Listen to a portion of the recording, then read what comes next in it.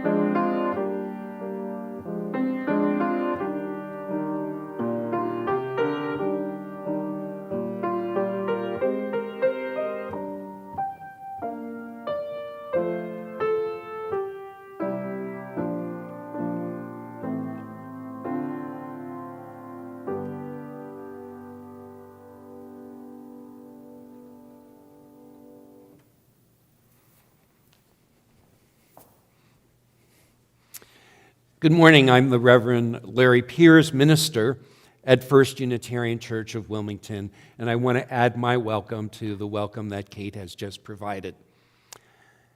Let me take a good look at you.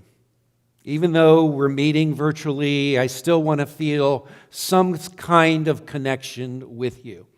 I've gotten accustomed to having some of you sitting here in the building with us during our worship services. So I can't dispense of that feeling of warmth and connection too easily. But I want to hold on to that sense of presence that we can still have as we take this break from having services both in our building as well as online. So I just have to acknowledge that as we begin. I miss you. But may we still have this sense of connection with one another. I find these opening words by Donna Markova provide a challenge to those of us who seek to form our life in authentic ways. When you have the courage to shape your life, she writes, from the essence of who you are, you ignite, becoming truly alive. This requires letting go of everything that is inauthentic. But how can you even know your truth unless you slow down in your own quiet company. When the inner walls to your soul are not gratified, but graffitied with advertisements and commercials and the opinions of everyone who has ever known and labeled you, turning inwards requires nothing less than a major cleanup.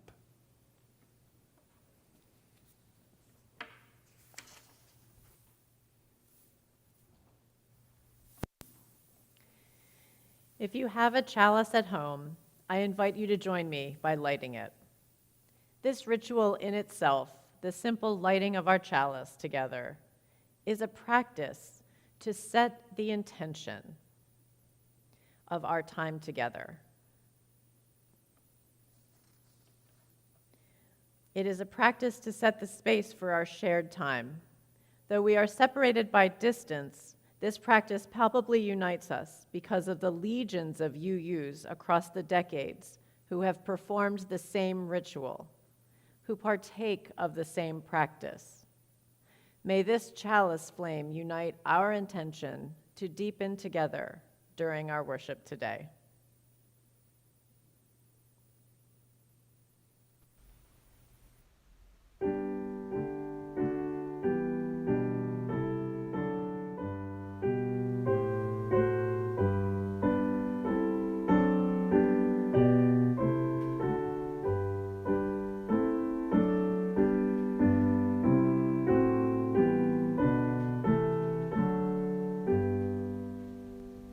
Since what we choose is what we are, and what we love we yet shall be, the goal may ever shine afar, the will to win it makes us free. Since what we choose is what we choose, and what we love may yet shine, we yet shine.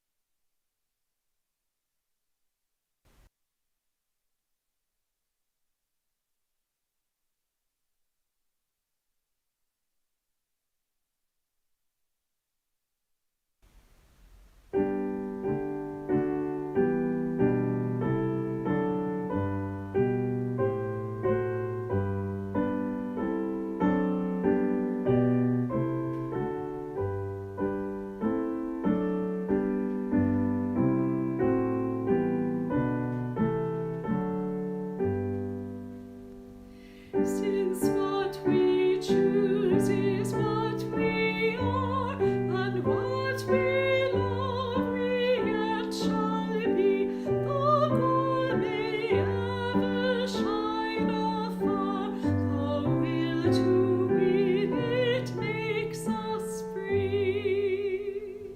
Since what we choose is what we choose, and what we love may yet shine, we yet shine, ever shine, ever shine to feel it makes us free, it makes us free.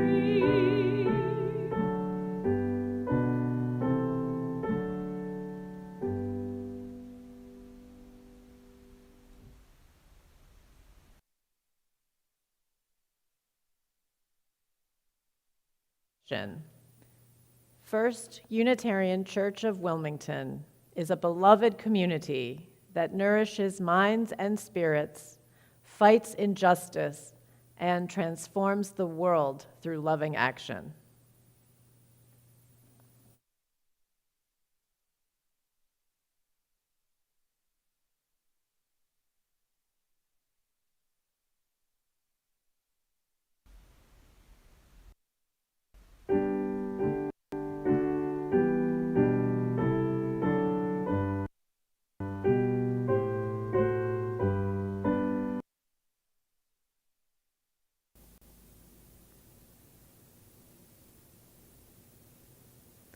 Unitarian Universalists let love and our sources guide us.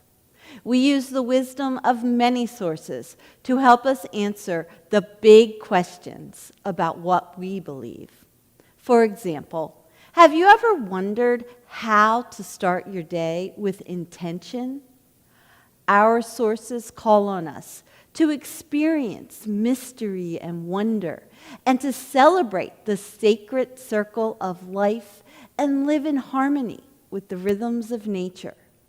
So maybe the way to start a day is this. Go outside and face the east and greet the sun with some kind of blessing or chant or song that you make yourself and keep for early morning. The way to make the song is this. Don't try to think what words to use until you're standing there alone. When you feel the sun, you'll feel the song too. Just sing it. But don't think you're the only one who ever worked that magic. Ancient people knew what to do. They sang to help the sun come up and lifted their hands to its power. A morning needs to be sung to. A new day needs to be honored. People have always known that. They knew what songs to sing. People always seemed to know. And everywhere they knew what gifts the sun wanted. In some places, they gave flowers. In some places, sacred smoke blown to the 4 directions. Some places, feathers and good thoughts. Some places, fire. But everywhere they knew to give something. And everywhere they knew to turn their faces eastward as the sun came up. Some people still know. When the first pale streak of light cuts through the darkness, wherever they are, those people make offerings and send strong, mysterious songs to the sun. They know exactly how to start a day. Their blessings float on the wind over Pueblo cornfields in New Mexico, and you hear their morning songs in villages in Africa. And they salute the sunrise ceremonially in the high, cold mountains of Peru. Today, long before dawn, they were already waiting in Japan with prayers, and they were gathering at little shrines in India with marigolds in their hands. They were bathing in the sacred Ganges River as the sun came up. And high on a mesa edge in Arizona, they were holding a baby towards the sun. They were speaking the child's new name so the sun would hear and know that child. It had to be sunrise. And it had to be that first sudden moment.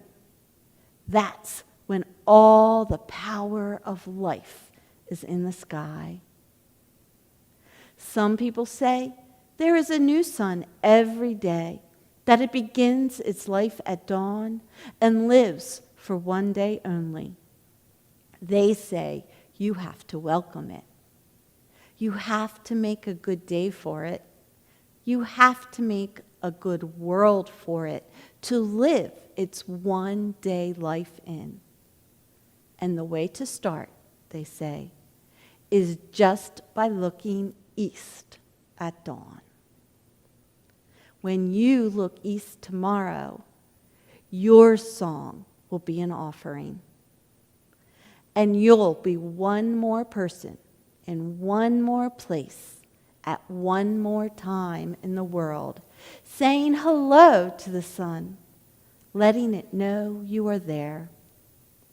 If the sky turns a color sky never has been before, just watch it. That's part of the magic. That's the way to start a day.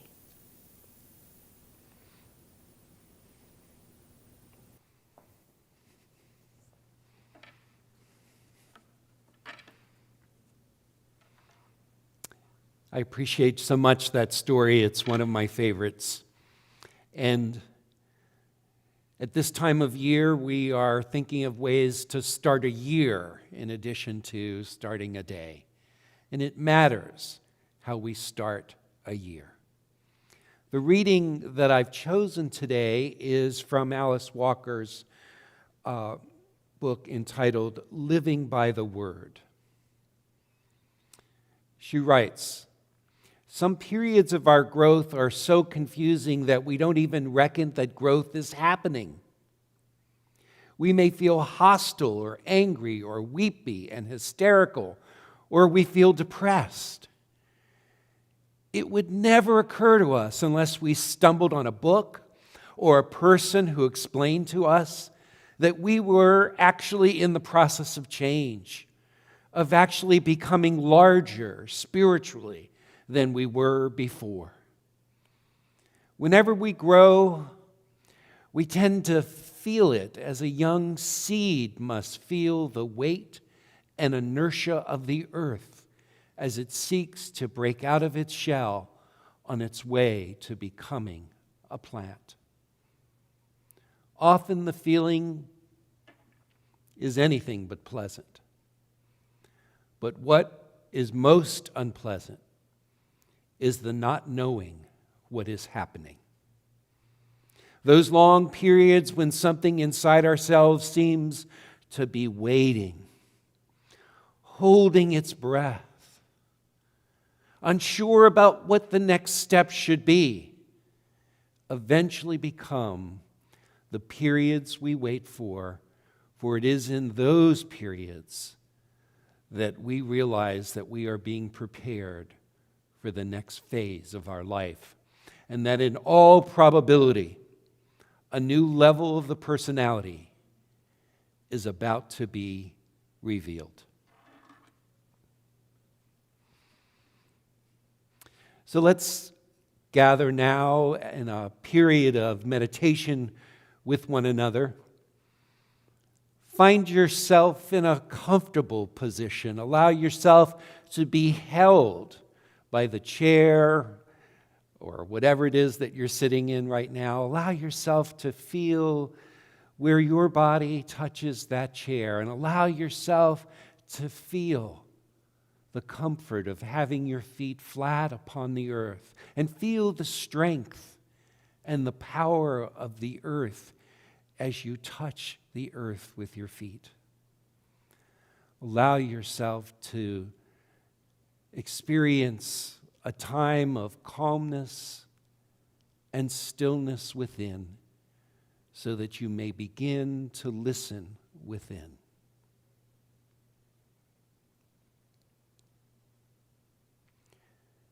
Now, bring some question or challenge you might have right now.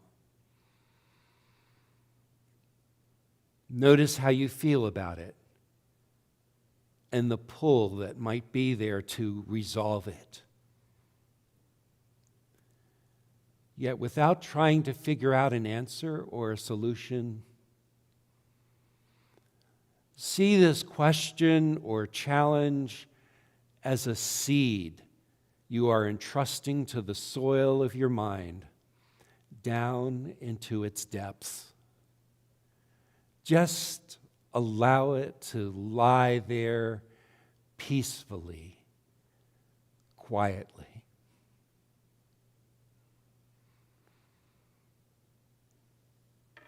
Let yourself rest back into the unknown, inviting your body to just slightly, actually lean back a tiny bit. Let yourself reconnect with the feeling of being held by the earth. Indeed, you can rest on the earth, just as the question can rest in the depths of your being. While it may be scary not to know, there is also a possibility here. give the seed permission to take the time it needs to ripen into an answer.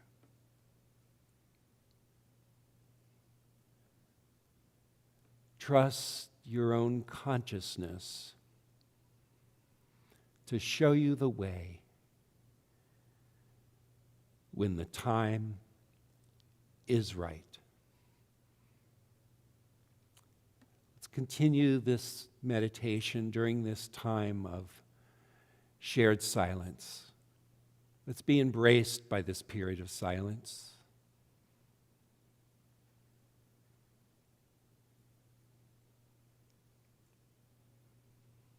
You may also want to use this time, in addition to extending the guided meditation, to also think about those joys or concerns that you hold in your heart on this day. Concerns or joys for yourself or for loved ones or for our world.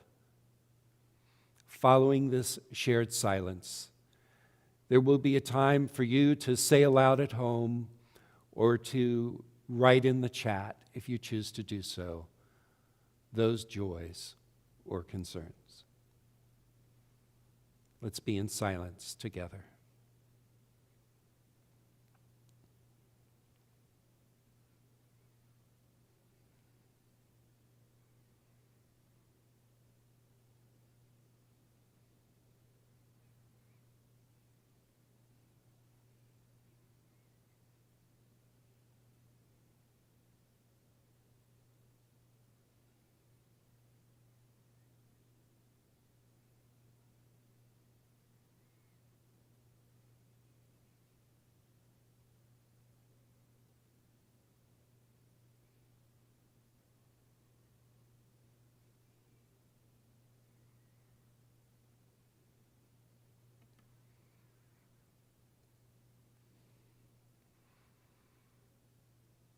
As you're led to do so, you may articulate the names that you are holding in your own heart aloud at home, or you may hold those names, those concerns, and those joys that you have for yourself or for others or our world. Just hold them in the caring concern of your own heart. And if you choose to do so, you may type those into the chat during this time.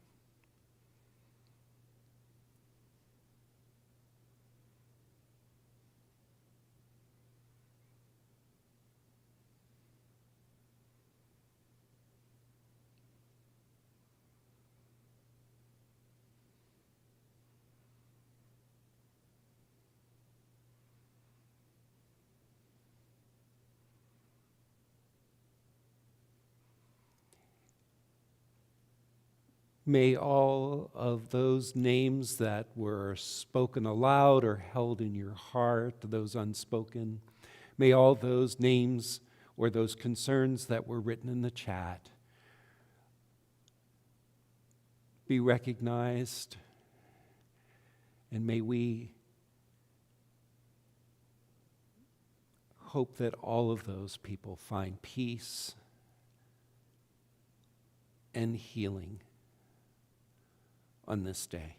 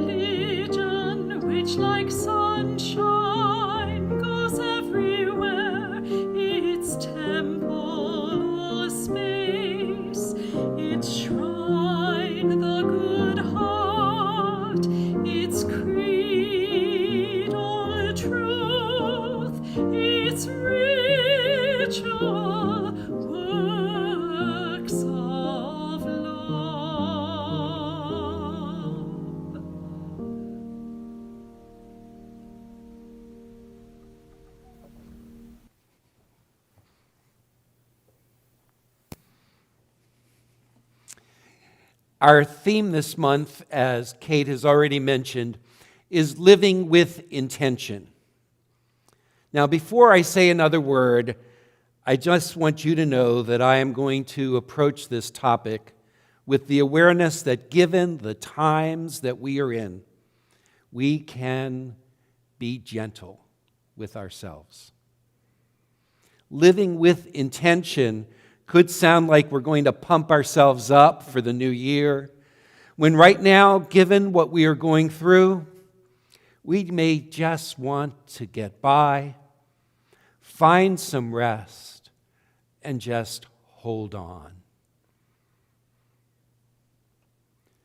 Just holding on, my friends, can be as much as living with an intention right now as striving towards any lofty aspirations we might also have.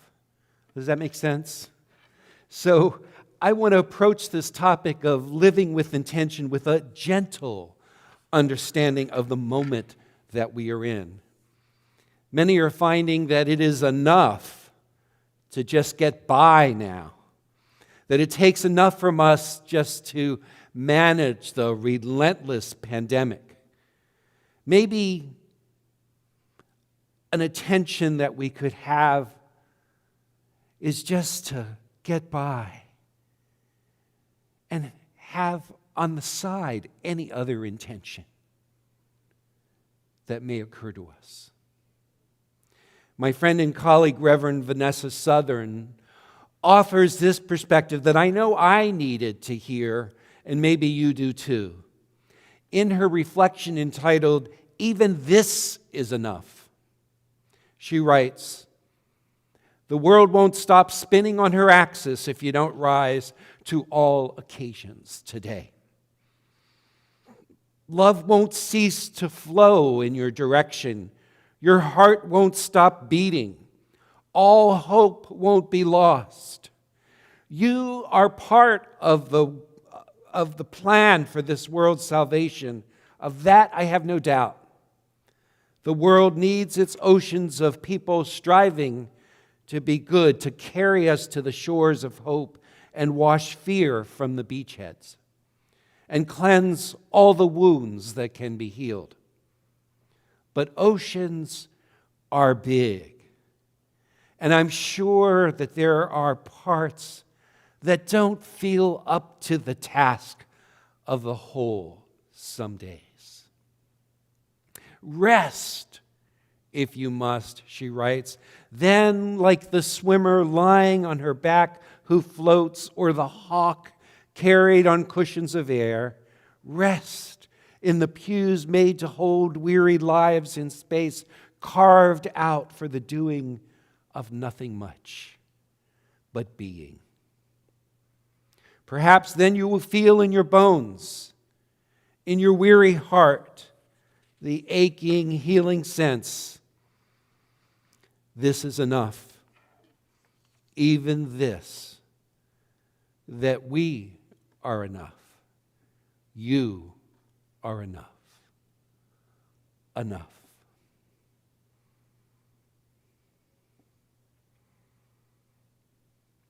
So Reverend Southern's words may be just the tonic you need at this beginning of 2022.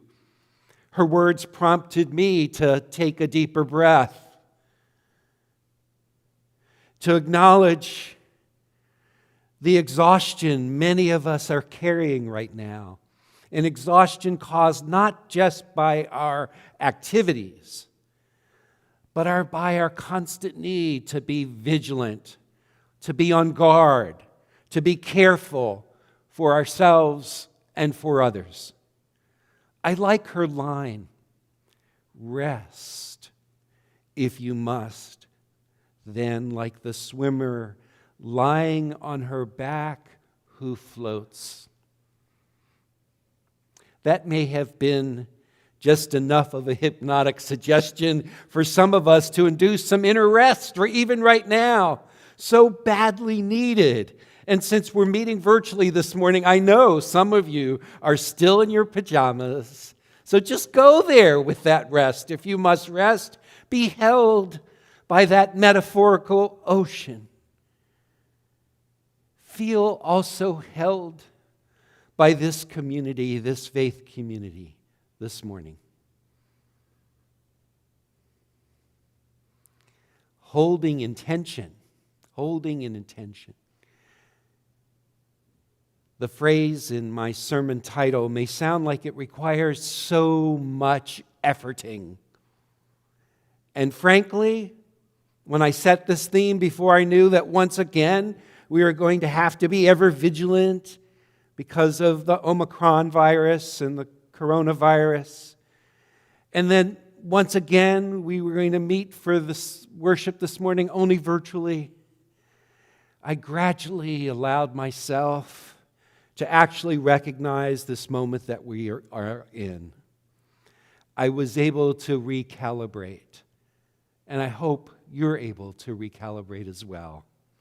My own tendency towards drivenness may have gotten ahead of me, but in the course of preparing my remarks to you this morning, I realized that recalibrating is an essential practice these days for holding an intention. So if I want to reiterate, if our intention needs to be get by, get rest, get restored, that's enough. Or as Reverend Southern says, even this is enough. Maybe, just maybe, we can also be held by our intentions as much as we can find ways to hold an intention that feels right for us in this moment. Now, when I began to reflect on this topic of intention, I immediately remembered a yoga teacher that I had that often began the class by asking us in a particular yoga class, what is your intention for this class today? And then he would allow for a pause for us to really find an intention, or as often was the case for me, for an intention to find me. I'm sure that intention meant for some in the class that they were going to try some other posture that they hadn't tried, like a headstand. That wasn't me. Perhaps because it was a yoga class, I often found myself approaching this idea of an intention not as something else to do. Often I found myself relaxing into the idea that my intention for the class might be a particular quality that I wanted to bring to the class. A quality like acceptance, or patience, or strength. And sometimes I thought of my intention as focusing on a particular aspect of yoga practice, like being guided by my breath. In the yoga class, just naming that intention, that quality, the rhythm of my breath would already begin to shift and to change. My muscles would already begin to relax. Now, this particular teacher came to mind because he would ask us at the beginning of the class, what is your intention? But then he would intentionally ask us during the class, middle of the class, and at the end of the class, where are you right now with your intention? Recall your intention. By being reminded of our intention, we could also bring awareness to our ongoing relationship with that intention while actually practicing.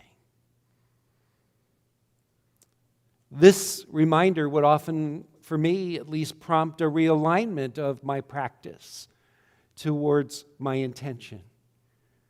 I might realize that that intention of patience needed a little realignment as I was more gentle, more compassionate with myself.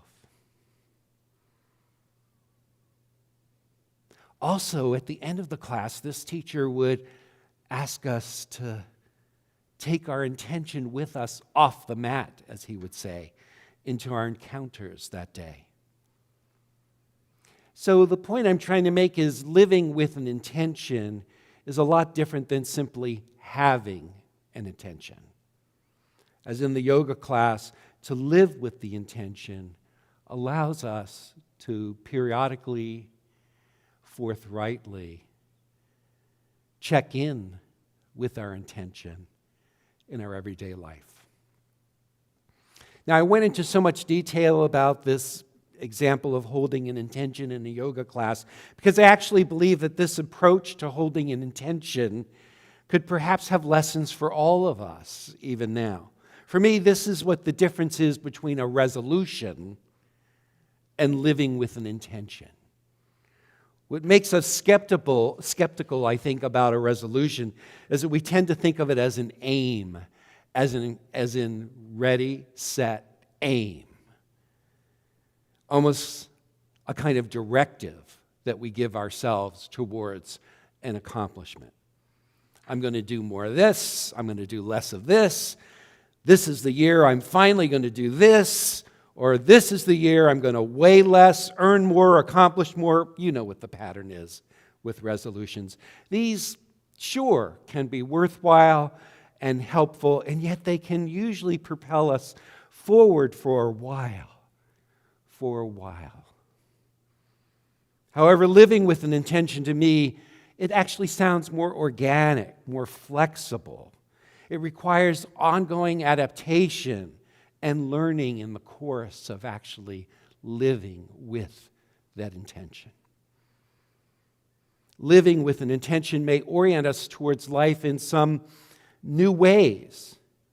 And it doesn't necessarily mean that we let go of accomplishing, but that how we go about accomplishing may be qualitatively different.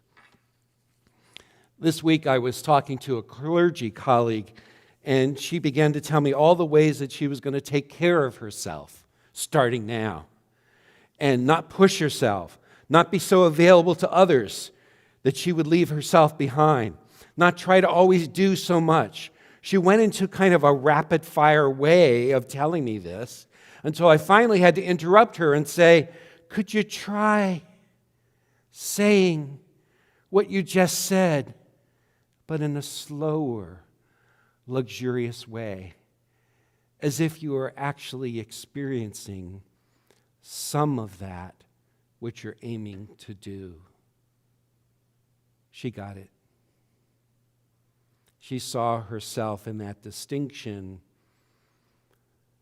between having an intention and actually being that intention of being more restful, more slow, less rapid fire in her own life. She was able to start living with that intention in the here and now as she started to express what she was intending to do, but not in such a rapid way that she lost track with actually embodying that intention in the here and now. I hope that makes sense to you. We need in real life to find ways to be in gentle dialogue with our intentions if we're actually to learn from our lived experience, and if we're actually to make course corrections along the way. I remember that yoga teacher asked in a gentle, reminding way, where are you with that intention right now? I read a very interesting book that I'll recommend recently. It's by the psychologist Ethan Kross. It's entitled, I love the title even, Chatter, the Voice in Our Head, Why It Matters and How to Harness It. He made the point very clear to me. After some decades of research on how people tend to talk to themselves and the impact that it has on their health, on their relationships, and their work, Kross offers some practices that I think are really helpful and can help us as we move forward with our intention. The first practice he recommends is to be introspective, to turn our attention inward. But not just any turning inward matters, because oftentimes, he points out, introspection leads people into the experience of what he calls a cycle of negative thoughts and feelings that cause us to worry, ruminate, and catastrophize. You know what I'm talking about. That sort of judging or nagging of ourselves that can happen, that can be almost automatic if we don't know it. But if you have an intention, that kind of nagging doesn't really help. But talking to yourself can be helpful if you do it in the right way. And he makes these suggestions, so you'll find me talking to myself in some different ways as we move forward.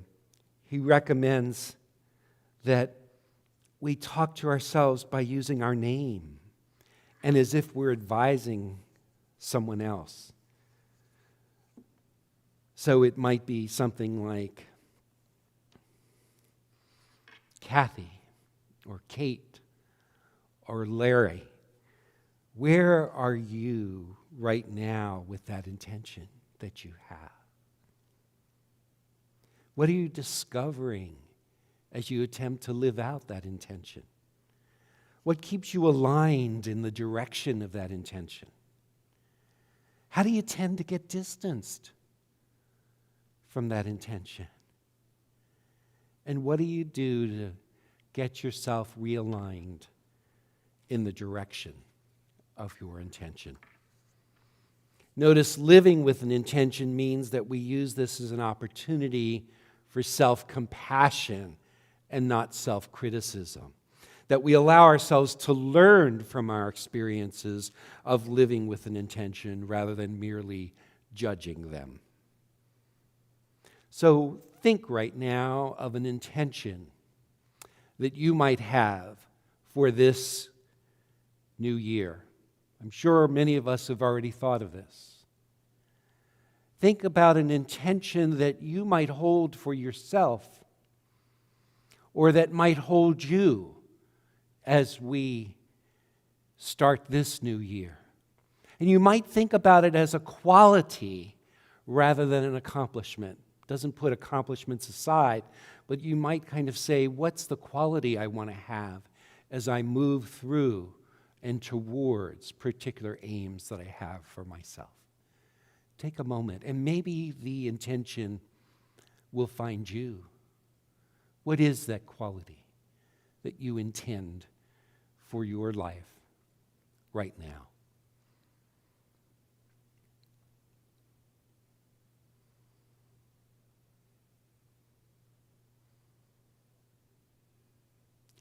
I might tell you what mine is. Are you interested? Lean in just a little.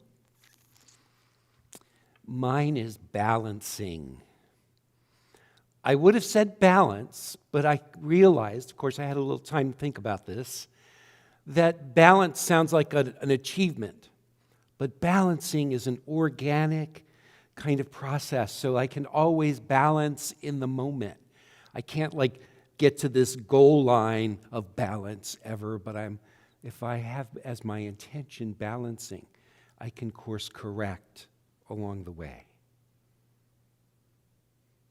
So whenever we decide upon an intention, and you just did so, you create a tension between what is and what could be. So we are in tension whenever we name an intention. But how we approach that gap is the important point I want to make. To approach that gap with some compassion and with some understanding rather than drivenness. It might sound like this to yourself. Larry, there is a gap between what you're wanting to be and where you are now. How might you begin to work with that gap? How might you be able to live within that gap even now? I think that tension is so important as a guide for us to recognize that tension between what is and what could be allows us perhaps to articulate more clearly our intention And I like to think of that intention in the way that Alice Walker spoke about it, as a kind of a seed of possibility. Now, there's a parable that I think that is really relevant here. It's often called the parable of the sower and the seed. And I love Rabbi Lawrence Kushner's advice to us whenever we hear Scripture. He says, think about a Scripture as a dream that you're trying to make sense of. And I think it's so important in our culture, particularly if we were raised in particular religious traditions, because sometimes there's shellacked on that story or that parable a meaning for us rather than for us to enter into the parable. So the parable will be a familiar one for those of you raised in the Christian tradition. It's often called the parable of the sower and the seed. It goes like this. Listen, a farmer went out to sow some seed in his land, and as he was scattering the seed, some fell along the path, and the birds came and ate it up. Some fell on rocky places where it did not have much soil. It sprang up quickly because the soil was shallow. But when the sun came up, the plants were scorched and they withered because they had no root. Other seed fell among the thorns, which grew up and choked the plants so that they did not bear grain. And still other seed fell on good soil. It came up, grew, and produced a crop, some multiplying 30, some 60, some 100 times. Now, some scholars have relabeled this parable the parable of the soils. And I really like that because it's the different kinds of soils that actually were able to receive or not receive the farmer's activity. So as a dream, the story can mean so many different things, but the one meaning that captures me today is how differing soils can represent our own receptivity, our own openness, our own adaptability and sensitivity at any different moment in time. I might even venture to say that the differing soils can represent the state of our soul at particular times. So rather than just diving in to our intention, what I'd like for us to do is to pause a little bit and ask ourselves that question. What spiritual directors often ask is, how is it with your soul? And I might, if you're following me, I might ask, how is it with your soil as well? How ready are you for this intention? How receptive are you? What can actually take root now? How much depth are you able to withstand? What tending do you need to do right now? What might cause those intentions to be carried away so quickly, like the birds carried the seeds away in the parable? Our inner soil, our souls can fluctuate from one state to another, and we need not judge where we are at any particular moment. We can be gentle with ourselves right now. Whatever intention we may have, we might be able to recognize even this is enough. So if we are to cultivate our soul, this means that we need to find practices that allow us to do less crashing and shouting and a more willingness to walk quietly and to sit silently until what we are waiting for may well emerge. We may only get a glimpse, but in my experience, those glimpses of the soul can be grounding and clarifying for us. Our transcendentalist ancestors understood this quality of the soul's unfolding that allowed them to engage in those practices that they felt really cultivated their soul. And I want to invite members of their congregation to learn about some of those spiritual practices in the spiritual retreat that Reverend Robert Hardy's and I will be doing at the end of the month. An opportunity for us to learn about some of the practices of journal writing or meditation or conversation or walking in nature are ways of cultivating our own soul. So, in closing, I want to read this piece by Donna Markova again in her poem entitled Fully Alive. Before I read this, think about your intention again. Think about what is the readiness of your own soil, your own soul, for receiving this intention and allowing it to grow, to take root, and to blossom in your life. And she writes,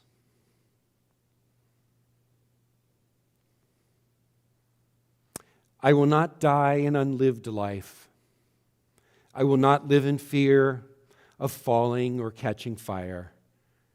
I choose to inhabit my days, to allow my living to open me, to make me less afraid, more accessible, to loosen my heart until it becomes a wing, a torch, a promise.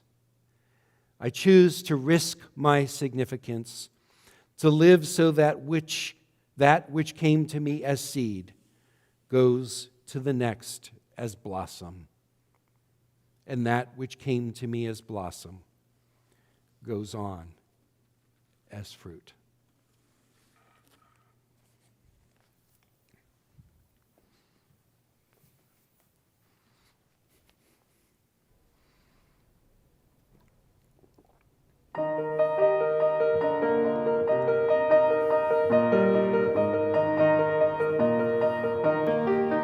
From the light of days remembered burns a beacon bright and clear, guiding hands and hearts and spirits into faith set free from fear. When the fire of commitment sets our mind and soul ablaze, when our hunger and our passion beat to call us on our way, when we live with deep assurance of the flame that burns within, then our promise finds fulfillment and our future can begin.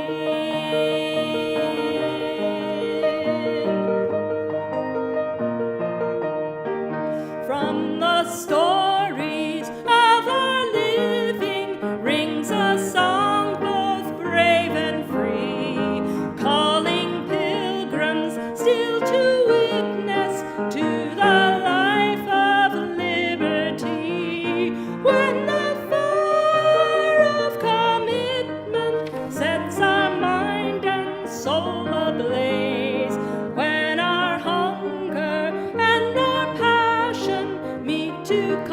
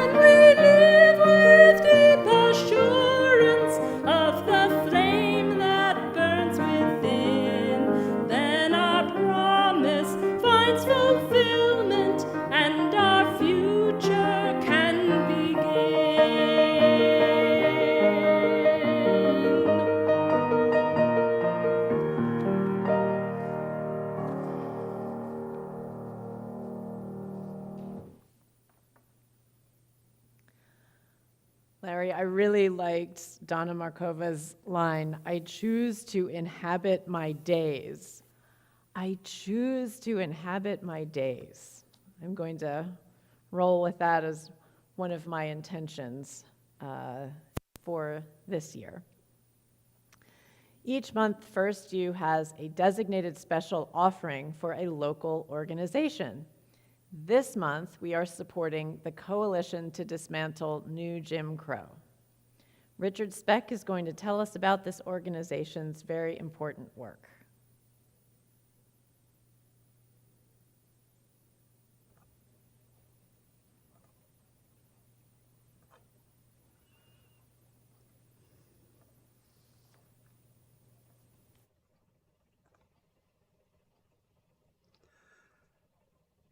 I am the Reverend Richard Speck, a member of First Unitarian Church of Wilmington.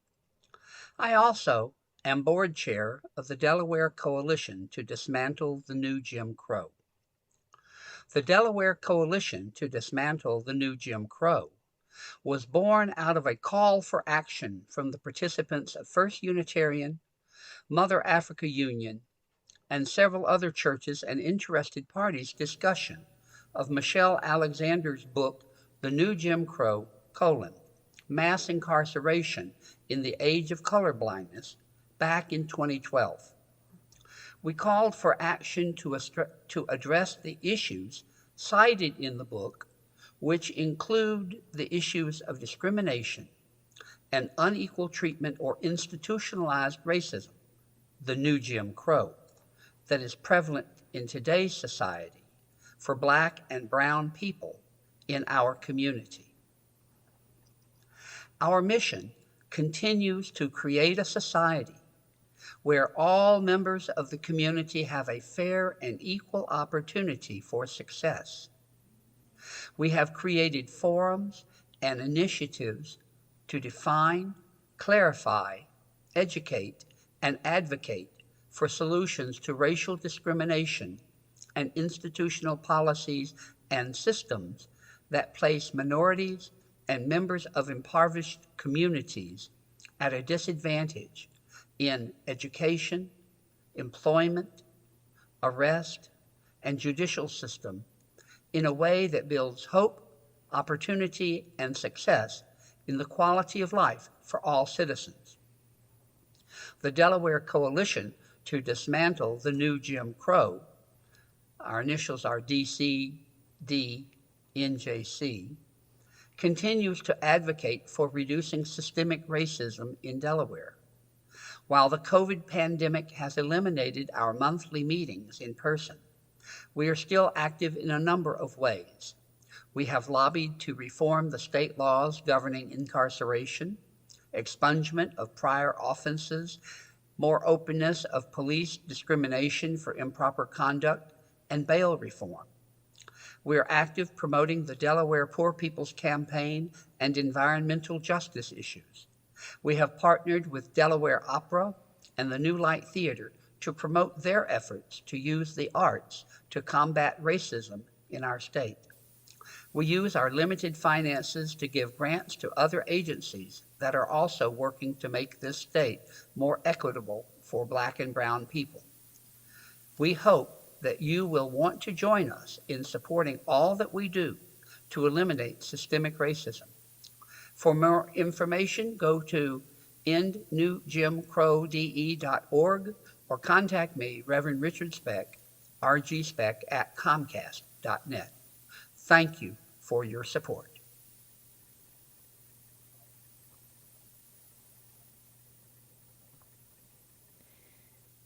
Thanks, Richard. As you can see on the screen, there are 3 ways to give. You can mail a check to our street address. You can give electronically via the Vanco mobile app on your smart device or on the church website at firstuuwilm.org. And now, please join me in dedicating our offering. To the work of this congregation, which is weaving a tapestry of love and action, we dedicate our lives and these our offerings.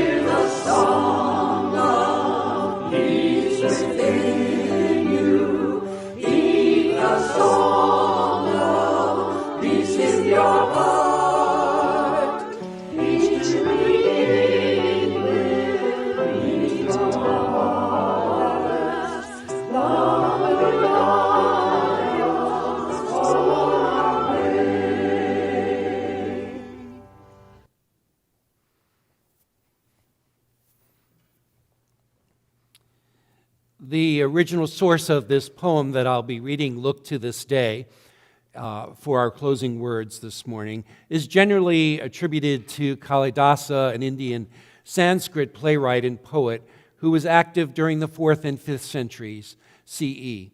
His works were based on Hindu philosophy, and although the original Sanskrit poem has not been found, there are several English translations, including this one.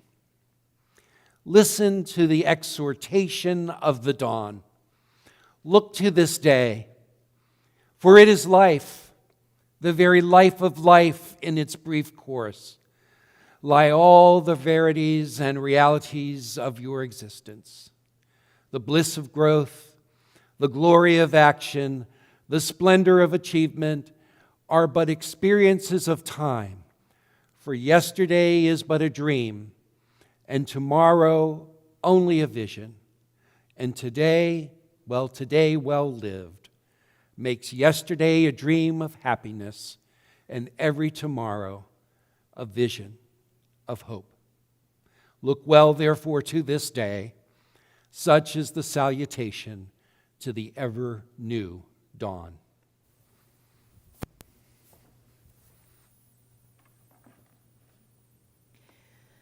May our today be well lived as we hold our intentions for our lives now and in the future. May we draw strength from each other and from our practices that help us live our principles and grow in spirit.